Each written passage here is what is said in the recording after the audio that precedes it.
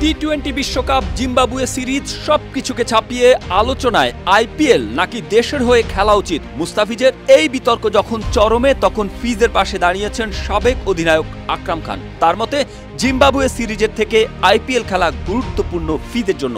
এই অভিজ্ঞতা দেশের জন্য কাজে লাগবে সামনের টি-20 বিশ্বকাপে। দেশের ক্রিকেটে মুস্তাফিজই একমাত্র প্লেয়ার যিনি এইবার আইপিএলে খেলছেন। আসরের প্রথম ম্যাচ থেকে দুর্দান্ত খেলছেন তিনি, বল হাতে উইকেটও পেয়ে যাচ্ছেন নিয়মিত। শুরুর দিকে টুর্নামেন্টের সর্বোচ্চ উইকেট শিকারী হিসেবে তার নাম ছিল।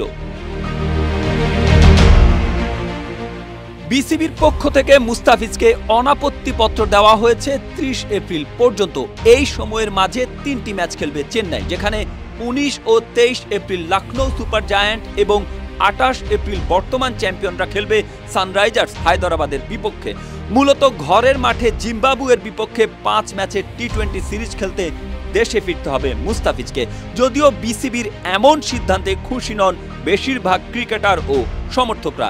সবারই চাওয়া জিম্বাবুয়ে সিরিজ না খেলিয়ে আইপিএল এর পুরো মৌসুমের জন্য ছেড়ে দেওয়া হোক মুস্তাফিজকে। অন্যান্যদের মতো একই সুরে কথা বলছেন আকরাম। বিসিবি পরিচালক ও বাংলাদেশের সাবেক অধিনায়কের চাওয়া, জিম্বাবুয়ে সিরিজ বাদ দিয়ে আইপিএল খেললে বেশি কিছু শিখতে পারবেন মুস্তাফিজ। এতে করে বাঁহাতি এই পেসার যেমন উপকৃত হবেন, তেমনি বাংলাদেশও লাভবান হবে বিশ্বকাপে।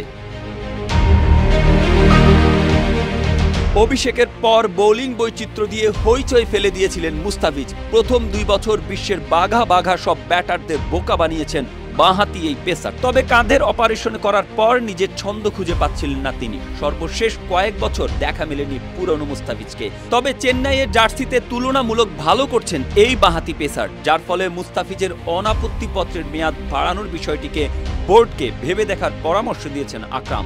এদিকে শোনা যাচ্ছে মুস্তাফিজের ছুটি আরও একদিন বাড়িয়ে 1 মে পর্যন্ত করা হয়েছে। বিসিবির পরিচালক আকরাম জানান, আমার কাছে যেটা মনে হচ্ছে মুস্তাফিজের পারফরমেন্স নিয়ে কিন্তু আমরা চিন্তিত ছিলাম, কারণ ও গত 1 বছর ধরে ধুঁকছিল। আইপিএলে কিন্তু ওর পারফরমেন্স ভালোর দিকেই যাচ্ছে। একদম যে ভালো হচ্ছে তা না, যেহেতু ও লঙ্গার ভার্সনে খেলে না।